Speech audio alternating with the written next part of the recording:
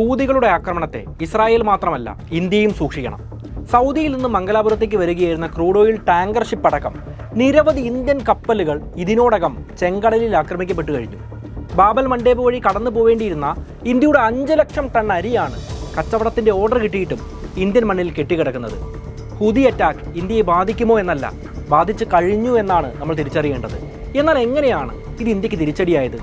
അത്യാധുനിക പടക്കപ്പലുകളടക്കം സമുദ്രത്തിലിറക്കി മഹാസമുദ്രത്തിന്റെ രാജാക്കന്മാർ Indian navy എങ്ങനെയാണ് ഈ പ്രതിസന്ധിയെ നേരിടുന്നത്? എല്ലാ ഇന്ത്യക്കാരും അറിഞ്ഞിരിക്കേണ്ടതും ഷെയർ ചെയ്യേണ്ടതുമായ മേൽപ്പറഞ്ഞ ഏറ്റവും പുതിയ വിവരങ്ങൾ വളരെ ലഘുവായി നമുക്കിന്ന് പരിശോധിക്കാം. നമസ്കാരം, എൻ്റെ പേര് അനുരാഗ്. വീഡിയോ തുടങ്ങുന്നതിന് മുന്നേ എല്ലാവരോടും നന്ദി പറയുകയാണ്. നമ്മൾ സമ്പത്ത് എങ്ങനെ ഉണ്ടാക്കാം, അതെങ്ങനെ കൈകാര്യം ചെയ്യാം, ജീവിത ലക്ഷ്യങ്ങൾ എങ്ങനെ യാഥാർത്ഥ്യമാക്കാം, വിവിധ അസറ്റ് ക്ലാസ്സുകളിൽ എങ്ങനെ നിക്ഷേപിക്കാം, ടാക്സ് എങ്ങനെ പ്ലാൻ ചെയ്യാം, എങ്ങനെ നേരത്തെ റിട്ടയർ ചെയ്യാം തുടങ്ങിയതിനെക്കുറിച്ചെല്ലാം ഒരു കോഴ്സ് ഇട്ടിരുന്നല്ലോ. ഏതാണ്ട് 12 അധ്യായങ്ങളുള്ള 6 മണിക്കൂറുള്ള ഒരു മാസ്റ്റർ ക്ലാസ്. വളരെ നല്ല പ്രതികരണമാണ് അതിനുണ്ടായിട്ടുള്ളത്. അതുകൊണ്ട് തന്നെ എല്ലാവർക്കും നന്ദി പറയുകയാണ്. കോഴ്സിൻ്റെ ലിങ്ക് ഞാൻ കമൻറ്റിൽ കൊടുത്തിട്ടുണ്ട്. ഈ വീഡിയോ വഴി ജോയിൻ ചെയ്യുന്ന ആദ്യ 250 പേർക്ക് 6000 രൂപ വിലയുള്ള ഇതേ കോഴ്സ് ഓഫർ പ്രൈസായി 2799 രൂപയ്ക്ക് ലഭ്യമാവുന്നതാണ്. കൂടാതെ 10ലധികം ഫൈനാൻഷ്യൽ ടൂളുകളും ഫ്രീ ആയിട്ട് നൽകുന്നതാണ്. കൂടുതൽ അറിയാൻ വേണ്ട വീഡിയോ ലിങ്കും ഓഫർ ലിങ്കും കമൻറ്റിൽ കൊടുക്കുന്നുണ്ട്. എല്ലാവരും ഒന്ന് ചെക്ക് ചെയ്ത് നോക്കൂ. നമുക്ക് നേരെ വീഡിയോയിലേക്ക് പോവാം. 2023 ഒക്ടോബർ മാസം 7-ാം തീയതി ഇസ്രായേലിൻ്റെ അയൺഡോമിനെ മറികടന്ന് ഇസ്രായേൽ അതിർത്തിക്കുള്ളിലെത്തി ഹമാസ് ആക്രമണം നടത്തുന്നു. അധികം വൈകാതെ ഇസ്രായേൽ പ്രധാനമന്ത്രി ബെഞ്ചമിൻ നെതന്യാഹു ഹമാസിനെതിരെ യുദ്ധപ്രഖ്യാപനവും നടത്തി. പിന്നീടുള്ള 3 മാസം ഫലസ്തീൻ അതിർത്തിക്കുള്ളിൽ സമാധാനത്തോടെ ആരും ഉറങ്ങിയിട്ടില്ല. പേരിന് വെടിനിർത്തൽ എന്നെല്ലാം പറയുന്നുണ്ട് എങ്കിലും മരണസംഖ്യ ദിനം പ്രതി ഉയർന്നുകൊണ്ടേയിരിക്കുന്നു. പ്രശ്നത്തിന്റെ തുടക്കങ്ങളെല്ലാം ഒക്ടോബർ 7 മാപ്പ് ചെയ്യാൻ സാധിക്കുന്നതല്ല. അതിൻ്റെയും മുന്നേ പ്രശ്നങ്ങളുണ്ടായിരുന്നു. ചരിത്രത്തിൽ ഏത് പോയിന്റ് എടുത്താണ് പ്രശ്നങ്ങൾ ആരംഭിച്ചത് എന്ന് നമ്മൾ ചിന്തിക്കുന്നു, ആ സമയം തൊട്ട് ന്യായ അന്യായങ്ങൾ മാറി മറയുന്നതാണ്. ഇസ്രായേലിൻ്റെയും ഫലസ്തീൻ്റെയും ഇടയിൽ പലപ്പോഴും സംഘർഷങ്ങൾ നമ്മൾ കണ്ടതാണ്. എന്നാൽ ഇപ്പോൾ നടന്നുകൊണ്ടിരിക്കുന്ന യുദ്ധം ലോകത്തെ ആകമാനം പിടിച്ചു കുലുക്കുന്ന രീതിയിൽ, പ്രത്യേകിച്ച് ഇന്ത്യയെ ബാധിക്കുന്ന രീതിയിൽ ഉയർന്നു വരുന്നത് ആശങ്ക ഉളവാക്കുന്നതാണ്. യമനിലെ ഹൂതികളെക്കുറിച്ച് മുന്നത്തെ വീഡിയോയിൽ വിശദമായിട്ട് പറഞ്ഞിട്ടുള്ളതാണ്. എങ്കിലും ഒറ്റവാക്കിൽ പറയാനാണെങ്കിൽ യമനിലെ ഷിയ മുസ്ലിം മിലിറ്റന്റ് ഗ്രൂപ്പാണ് ഹൂതികൾ. ഹമാസ്, ഹെസ്ബുള്ള, ഹൂതികൾ എന്നിവരെല്ലാം ഇസ്രായേൽ, അമേരിക്ക എന്നീ രാജ്യങ്ങൾക്കെതിരെ ഒറ്റക്കെട്ടാണെന്ന് കാണാം. ചെങ്കടലിലെ ബാബൽ മണ്ടേബ് കടലിടുക്കിനെ കേന്ദ്രീകരിച്ച് ഹൂതികൾ ഇസ്രായേലുമായി ബന്ധപ്പെട്ട കപ്പലുകളെ ആക്രമിക്കുന്ന കാഴ്ച ഇപ്പോൾ ലോകം കണ്ടുകൊണ്ടിരിക്കുകയാണ്. എന്താണ് അവരുടെ ലക്ഷ്യം? സ്വാഭാവികമായിട്ടും ഇസ്രായേലുമായി ബന്ധമുള്ള കപ്പലുകളെ ആക്രമിച്ചാൽ ഇസ്രായേൽ സമ്മർദ്ദത്തിലാവും. അതിലൂടെ ഫലസ്തീനും ഗസയ്ക്കും സ്വാതന്ത്ര്യം ലഭിക്കുന്നു, ഇസ്രായേലിൻ്റെ സമ്പൂർണ്ണ നാശം സംഭവിക്കുന്നു. ഫലസ്തീനും ഗസയ്ക്കും സമ്പൂർണ്ണമായ സ്വാതന്ത്ര്യം കിട്ടുക എന്നതിൻ്റെ കൂടെ ഇസ്രായേലിൻ്റെ സമ്പൂർണ്ണ നാശം അല്ലെങ്കിൽ മരണവും ഇവർ ലക്ഷ്യമായി കണക്കാക്കുന്നുണ്ട്. കാര്യം ഹൂതികൾ പറയുന്നത് ഇസ്രായേലിലേക്ക് പോകുന്നതോ വരുന്നതോ ആയ കപ്പലുകൾ അല്ലെങ്കിൽ ഇസ്രായേലുമായി ബന്ധമുള്ള കപ്പലുകളെ മാത്രമാണ് തങ്ങൾ ആക്രമിക്കുക എന്ന കാര്യമാണ്. എങ്കിലും ലോകത്തിലെ ഏറ്റവും വലിയ 10 കപ്പൽ കമ്പനികളിൽ 8 എണ്ണവും ചെങ്കടൽ വഴിയുള്ള ഗതാഗതം നിർത്തിയ കാഴ്ചയാണ് ഇപ്പോൾ ലോകം കണ്ടുകൊണ്ടിരിക്കുന്നത്. ഏതാണ്ട് 300ഓളം കപ്പലുകൾ കേപ്പ് ഓഫ് ഗുഡ് ഹോപ്പ് മുനമ്പ് ചുറ്റി വരിഞ്ഞുകൊണ്ടാണ് ഇപ്പോൾ സഞ്ചരിച്ചുകൊണ്ടിരിക്കുന്നത്. ഇങ്ങനെ ഒരു ട്രിപ്പ് പോകാനാണെങ്കിൽ, അതായത് ഏഷ്യയിൽ നിന്ന് നോർത്ത് യൂറോപ്പിലേക്ക് ഒരൊറ്റ ട്രിപ്പ് പോകാൻ ഒരൊറ്റ കപ്പലിന് ഏതാണ്ട് $1 മില്യൺ അധിക ഇന്ധനം മാത്രം വേണം. അതായത് ഏതാണ്ട് 8 കോടി രൂപയുടെ അധികം ഇന്ധനം. അപ്പോൾ എന്തുമാത്രം പണമായിരിക്കും ഇന്ധനത്തിൻ്റെ കാര്യത്തിൽ മാത്രം ഇപ്പോൾ ലോകത്തിലെ പ്രമുഖ കപ്പലുകളെല്ലാം മുടക്കിക്കൊണ്ടിരിക്കുന്നത്? എന്നാൽ ചെങ്കടലും ഇന്ത്യയുമായുള്ള ബന്ധം നമ്മൾ മനസ്സിലാക്കണം. ലോകമാകമാനം നടക്കുന്ന ചരക്ക് ഗതാഗതത്തിൻ്റെ 80% കടലിലൂടെയാണ് നടക്കുന്നത്. അതിലേതാണ്ട് 30% ചെങ്കടൽ വഴിയാണ് നടക്കുന്നത് എന്നത് കാണാം. ആകെ ചരക്ക് ഗതാഗതത്തിൻ്റെ കാര്യം നോക്കിയാൽ 12% ചെങ്കടൽ വഴി നടന്നുകൊണ്ടേയിരിക്കുന്നു. ഇന്ത്യയും ഈ പാത വളരെയധികം ഉപയോഗിക്കുന്നുണ്ട്. ഏതാണ്ട് പ്രതിവർഷം $200 ബില്യൺ മൂല്യമുള്ള ചരക്കുകളാണ് ഇന്ത്യ കയറ്റുമതിക്കും ഇറക്കുമതിക്കും വേണ്ടി ഈ പാത ഉപയോഗിച്ചുകൊണ്ട് കപ്പലിലൂടെ നടത്തുന്നത്. $200 ബില്യൺ എന്ന് പറഞ്ഞു കഴിഞ്ഞാൽ മനസ്സിലാവാൻ വേണ്ടി നമ്മുടെ മുകേഷ് അംബാനി ഇല്ലേ, അദ്ദേഹത്തിൻ്റെ ആകെ ആസ്തിയുടെ ഇരട്ടിയോളമാണ് ഇന്ത്യ ഈ മേഖലയിലൂടെ ഓരോ വർഷവും ചരക്ക് ഗതാഗതം നടത്തിക്കൊണ്ടിരിക്കുന്നത്. ഈ ഗ്രാഫ് നോക്കൂ. പ്രതിവർഷം ഇന്ത്യയുടെ കയറ്റുമതി കൂടി വരുന്നത് കാണാം.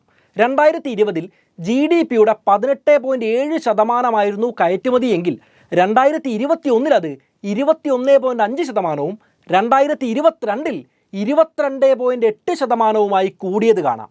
എന്നാൽ കയറ്റുമതിയിലൂടെ സമ്പത്ത് ഉണ്ടാക്കുമ്പോൾ ഇന്ത്യ വലിയ രീതിയിൽ ഇറക്കുമതി നടത്തുന്നുണ്ട്.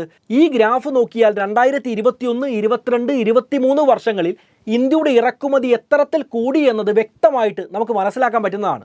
കണക്കുകൾ കാണിച്ച് പറഞ്ഞു വെച്ചത് ഒരു കാര്യം മാത്രമാണ്: വലിയ രീതിയിൽ ഇന്ത്യ എന്ന രാജ്യം കയറ്റുമതിയെയും ഇറക്കുമതിയെയും ആശ്രയിക്കുന്നുണ്ട്. ഇന്ത്യ എന്ന രാജ്യം വളർന്നു വരുന്നതിൽ ഇതിന് വലിയൊരു പങ്കുണ്ട്. ഇതേ കാരണം കൊണ്ട് തന്നെ ചെങ്കടലിൽ ഇപ്പോൾ നിലനിൽക്കുന്ന പ്രതിസന്ധി ഇന്ത്യയെ വലിയ രീതിയിൽ ബാധിക്കും. ഇത് ഊഹാഭോഗങ്ങളോ വെറുതെ പറയുന്ന കാര്യങ്ങളോ അല്ല. എക്സ്പേർട്ട് ഒപ്പീനിയനുകളും യഥാർത്ഥ കണക്കുകളും പുറത്തു വന്നു കഴിഞ്ഞിരിക്കുകയാണ്. അരി, ഗോതമ്പ്, പഞ്ചസാര എന്നിവയുടെ ലോകത്തിലെ തന്നെ 2ാമത്തെ വലിയ ഉൽപ്പാദകരാണ് ഇന്ത്യ. ഇവയുടെ കയറ്റുമതിയിലും ഇന്ത്യ മുൻപന്തിയിൽ തന്നെ. ചെങ്കടലിൻ്റെ ഭാഗങ്ങളിൽ ഹൂതി ആക്രമണം നടന്നതിൽ പിന്നെ ഇന്ത്യയുടെ അരി കയറ്റുമതിയിൽ മാത്രം 4 മുതൽ 5 ബില്യൺ US$ കുറവ് വരെ രേഖപ്പെടുത്താൻ സാധ്യതയുണ്ട് എന്നാണ് ട്രേഡ് മിനിസ്റ്ററിയിലെ അഡീഷണൽ സെക്രട്ടറിയായ രാകേഷ് അഗർവാൾ പറയുന്നത്. ഈ കാര്യം എക്കണോമിക്സ് ടൈംസ് റിപ്പോർട്ട് ചെയ്യുന്നുണ്ട്. യഥാർത്ഥ കണക്കുകൾ നോക്കാനാണെങ്കിൽ ലോക മാർക്കറ്റിൽ അരി വലിയ രീതിയിൽ ഇന്ത്യയിൽ നിന്ന് കയറ്റുമതി ചെയ്യപ്പെടുന്നുണ്ട്. ഏതാണ്ട് ലോക മാർക്കറ്റിൽ ലഭ്യമാവുന്ന 45% അരിയും ഇന്ത്യയിൽ നിന്ന് കയറ്റുമതി ചെയ്യുന്ന അരി തന്നെയാണ്. വർഷാവർഷവും 40 ലക്ഷം ടൺ അരിയാണ് ഇന്ത്യയിൽ നിന്നും കയറ്റുമതി ചെയ്യപ്പെടുന്നത്. എന്നാൽ ചെങ്കടലിൽ ഈ പ്രതിസന്ധി ആരംഭിച്ചതിൽ പിന്നെ വെസ്റ്റ് ഏഷ്യയിൽ നിന്നും യൂറോപ്പിൽ നിന്നും ഓർഡർ ലഭിച്ചിട്ടും 5 ലക്ഷം ടൺ അരിയാണ് ഇന്ത്യയിൽ കെട്ടിക്കിടക്കുന്നത്. ഇപ്പോൾ തന്നെ കാലാവസ്ഥാ വ്യതിയാനങ്ങൾ കാരണം വലിയ രീതിയിൽ അരിയുടെ ഉൽപ്പാദനം കുറഞ്ഞ് അതുമായി ബന്ധപ്പെട്ട ജോലി ചെയ്യുന്ന ആളുകൾ വലിയ പ്രതിസന്ധിയിലൂടെ കടന്നു പോകുന്ന ഒരു സാഹചര്യമാണ്. ഈ സമയത്താണ് അരി കയറ്റുമതി ചെയ്യാൻ സാധിക്കാതെ ഇന്ത്യ എന്ന രാജ്യം നിൽക്കുന്നത്. എണ്ണ ഇറക്കുമതിയാണ് ഇന്ത്യ എന്ന രാജ്യത്തെ സംബന്ധിച്ചിടത്തോളം മറ്റൊരു പ്രതിസന്ധി. വലിയ രീതിയിൽ വർഷാവർഷവും ക്രൂഡ് ഓയിൽ ഇമ്പോർട്ട് ചെയ്യുന്ന രാജ്യമാണ് ഇന്ത്യ. ക്രൂഡ് ഓയിൽ ഇമ്പോർട്ട് ചെയ്യുന്നു എന്ന് മാത്രമല്ല, അതിനെ റിഫൈനറികളിൽ കൊണ്ടുപോയി വ്യത്യസ്ത പെട്രോളിയം പ്രൊഡക്ട്സ് ആക്കി മാറ്റി നമ്മൾ യൂറോപ്പിലേക്കടക്കം കയറ്റുമതി ചെയ്യുന്നുമുണ്ട്. റഷ്യയിൽ നിന്ന് വലിയ തോതിൽ വരുന്ന എണ്ണ ചെങ്കടൽ വഴിയാണ് വന്നുകൊണ്ടിരിക്കുന്നത്. ചെങ്കടലിൻ്റെ ഭാഗങ്ങളിൽ വലിയ പ്രതിസന്ധി ഉണ്ടായാൽ ഇന്ത്യയിലേക്കുള്ള എണ്ണ വ്യാപാരത്തിന് തിരിച്ചടിയാവുമെന്നും കരുതപ്പെടുന്നുണ്ട്. അതേസമയം തന്നെ ഇന്ത്യയിൽ നിന്ന് കയറ്റുമതി ചെയ്യപ്പെടുന്ന പെട്രോളിയം ഉൽപ്പന്നങ്ങൾ യൂറോപ്പിൽ എത്തണമെങ്കിൽ ചെങ്കടൽ വഴിയാണ് ഏറ്റവും എളുപ്പത്തിൽ നമുക്ക് പോകാൻ സാധിക്കുന്ന വഴി.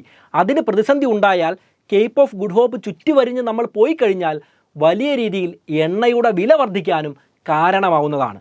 എന്നാൽ നമ്മൾ കഴിഞ്ഞ വീഡിയോയിൽ പറഞ്ഞതുപോലെ തന്നെ ഷിയ മിലിറ്റൻ്റ് ഗ്രൂപ്പായ ഹൂതികളെ സപ്പോർട്ട് ചെയ്യുന്നത് ഷിയ ഭൂരിപക്ഷ രാജ്യമായ ഇറാനാണ്. ഇറാനും റഷ്യയും തമ്മിൽ നല്ല ബന്ധവുമാണ്. അതുകൊണ്ട് തന്നെ വലിയ രീതിയിൽ റഷ്യയിൽ നിന്ന് ഇന്ത്യയിലേക്ക് വന്നുകൊണ്ടിരിക്കുന്ന എണ്ണയെ അത് ബാധിക്കില്ല എന്ന് മറ്റൊരു മറുവാദം കൂടെ നിലനിൽക്കുന്നുണ്ട്. കപ്പൽ ഗതാഗതത്തിൻ്റെ ചെലവ് കൂടിക്കഴിഞ്ഞാൽ കപ്പൽ വഴി എത്തുന്ന സാധനങ്ങളുടെ വില വർദ്ധിക്കാനും കാരണമാവും.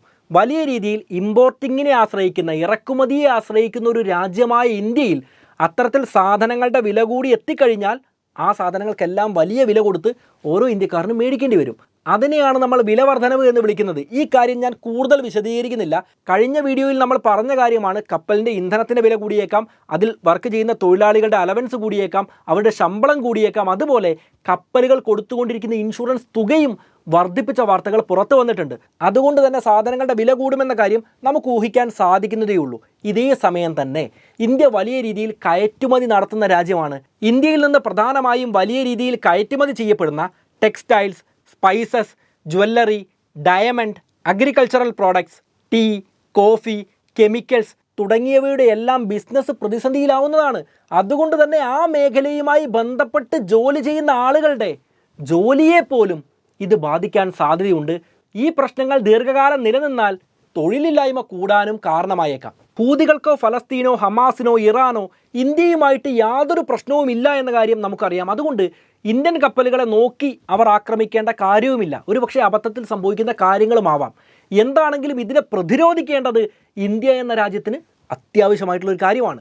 ഇതേ കാരണം കൊണ്ട് തന്നെ കഴിഞ്ഞ വീഡിയോയിൽ പറഞ്ഞതുപോലെ 40 ഓഫീസേഴ്സും 350 സെയിലേഴ്സുമുള്ള ഇന്ത്യയുടെ തന്നെ അഭിമാനമായ INS കൊച്ചി അറബിക്കടലിൽ ഇറങ്ങിയിട്ടുണ്ട്. എന്നാൽ ഡിസംബർ മാസത്തിൻ്റെ അവസാനമായപ്പോൾ ഞാൻ വീഡിയോയുടെ തുടക്കത്തിൽ പറഞ്ഞതുപോലെ തന്നെ സൗദിയിൽ നിന്ന് ഇന്ത്യയിലേക്ക് എണ്ണയുമായി വരികയായിരുന്ന MV കെംപ്ലൂട്ടോ എന്ന ക്രൂഡ് ഓയിൽ ടാങ്കറിന് നേരെ ഡ്രോൺ ആക്രമണമാണ് ഹൂതികൾ അഴിച്ചുവിട്ടത്. ഇന്ത്യൻ നേവി മിസൈൽ ഡിസ്ട്രോയർ ഉപയോഗിച്ചുകൊണ്ടാണ് ആ ആക്രമണത്തെ നേരിട്ട് കപ്പലിനെ സുരക്ഷിതമാക്കി ഇന്ത്യയിലേക്ക് എത്തിച്ചത്. എന്നാൽ ഇതുകൊണ്ട് പ്രശ്നങ്ങൾ അവസാനിച്ചില്ല. തൊട്ടടുത്ത ദിവസം തന്നെ ഇന്ത്യയുടെ കൊമേഴ്ഷ്യൽ ഓയിൽ ടാങ്കറായ MV സായിബാബ തെക്കൻ ചെങ്കടലിൽ വെച്ച് ആക്രമിക്കപ്പെട്ടു. ഇതേ കാരണം കൊണ്ട് തന്നെ ഇന്ത്യൻ കപ്പലുകളുടെ സുരക്ഷ ഇന്ത്യൻ നേവിയും കോസ്റ്റ് ഗാർഡും വലിയ രീതിയിൽ വർദ്ധിപ്പിച്ചതായിട്ടും നമുക്ക് കാണാൻ വേണ്ടി പറ്റുന്നതാണ്. മോഡേൺ ഡാംഡ് പടക്കപ്പൽ INS Kolkata, BrahMos missile, torpedo tube, missile launchers, rapid gun തുടങ്ങിയവയാൽ സജ്ജമായ INS ഇംഫാൽ എന്നീ കപ്പലുകളെല്ലാം തന്നെ ഏത് സാഹചര്യവും നേരിടാൻ സർവ്വസജ്ജമായി അറബിക്കടലിൽ ഇറങ്ങിയത് നമുക്ക് കാണാൻ വേണ്ടി പറ്റുന്നതാണ്. ഇന്ത്യയുടെ വലിയ പ്രഹരശേഷിയുള്ള അത്യാധുനിക പടക്കപ്പലുകൾ മാത്രമല്ല, ഇന്ത്യയുടെ എയർക്രാഫ്റ്റുകളും ചെങ്കടൽ ഭാഗങ്ങളിൽ സുരക്ഷ ഒരുക്കുന്നുണ്ട്. അതുകൂടാതെ ഇന്ത്യൻ മഹാസമുദ്രത്തിൻ്റെ രാജാക്കന്മാർ എന്ന് വിശേഷിപ്പിക്കപ്പെടുന്ന ഇന്ത്യൻ നേവിയും അവർക്ക് സഹായം നൽകുന്ന കോസ്റ്റ് ഗാർഡും എല്ലാം ഇന്ത്യൻ കപ്പലുകൾക്ക് സുരക്ഷ ഒരുക്കുന്നതും നമുക്ക് കാണാവുന്നതാണ്. എന്താണെങ്കിലും മേൽപ്പറഞ്ഞ കാര്യങ്ങളിൽ നിന്ന് ചെങ്കടൽ ഭാഗങ്ങളിൽ ഇനിയും പ്രതിസന്ധി രൂക്ഷമായാൽ ഇന്ത്യയെ അത് വലിയ രീതിയിൽ ബാധിക്കാൻ സാധ്യതയുണ്ട് എന്നും അതിൻ്റെ സൂചനകൾ കണ്ടു തുടങ്ങി എന്നെല്ലാമുള്ള കാര്യങ്ങളും നിങ്ങൾക്ക് മനസ്സിലായിട്ടുണ്ടാവും. അതുകൊണ്ട് തന്നെയാണ് വലിയ രീതിയിൽ ഈ പ്രതിസന്ധിയെ പ്രതിരോധിക്കാൻ ഇന്ത്യ മുന്നിട്ടിറങ്ങിയിട്ടുള്ളതും. ഈ കാര്യങ്ങൾ നിങ്ങൾക്ക് വ്യക്തമായി മനസ്സിലായിട്ടുണ്ട് എങ്കിൽ തീർച്ചയായിട്ടും ഈ വീഡിയോ ലൈക്ക് ചെയ്യൂ. ഈ വീഡിയോയെക്കുറിച്ചുള്ള അഭിപ്രായങ്ങൾ എന്ത് തന്നെയാണെങ്കിലും നിങ്ങൾ കമൻറ്റിൽ എഴുതണം. പിന്നെ ഞാൻ വീഡിയോയുടെ തുടക്കത്തിൽ പറഞ്ഞിരുന്നല്ലോ, സമ്പത്ത് എങ്ങനെ ഉണ്ടാക്കാം, എങ്ങനെ കൈകാര്യം ചെയ്യാം, എങ്ങനെ നിക്ഷേപിക്കാം, എങ്ങനെ ടാക്സ് പ്ലാൻ ചെയ്യാം, എങ്ങനെ റിട്ടയർമെൻറ്റ് പ്ലാൻ ചെയ്യാം എന്നതെല്ലാം അടക്കം സമഗ്രമായിട്ടുള്ള പാഠങ്ങൾ 12 അധ്യായങ്ങളിലൂടെ 6 മണിക്കൂറിനുള്ളിൽ പഠിപ്പിക്കുന്ന പേഴ്സണൽ ഫൈനാൻസ് മാസ്റ്റർ ക്ലാസ്സിനെ കുറിച്ച് ഈ വീഡിയോ വഴി എൻ്റെ കോഴ്സിൽ ജോയിൻ ചെയ്യുന്ന ആദ്യത്തെ 250 പേർക്ക് 6000 രൂപ വിലയുള്ള കോഴ്സ് 2799 രൂപയ്ക്ക് ഇപ്പോൾ ലഭ്യമാവുന്നതാണ്. നമ്മൾ ഭാവിയിൽ ലക്ഷക്കണക്കിന് രൂപ ചെലവഴിക്കാൻ പോവുകയാണ്, നിക്ഷേപിക്കാൻ പോവുകയാണ്. ആ കാര്യങ്ങളെല്ലാം അറിഞ്ഞുകൊണ്ട് ചെയ്യുന്നതാണ് ഏറ്റവും നല്ലത്. അതുകൊണ്ട് തന്നെ ജീവിതകാലം മുഴുവൻ വേണ്ട അറിവുകൾക്ക് വേണ്ടി ഒറ്റത്തവണ ചെറിയൊരു പണം ചെലവഴിക്കുന്നത് വലിയ കാര്യമായിട്ട് കാണേണ്ടതില്ല. താല്പര്യമുള്ള എല്ലാവർക്കും ജോയിൻ ചെയ്യാവുന്നതാണ്. നമുക്കെന്തായാലും മറ്റൊരു നല്ല വിഷയവുമായിട്ട് വീണ്ടും കണ്ടുമുട്ടാം. It's me Anurag, signing off.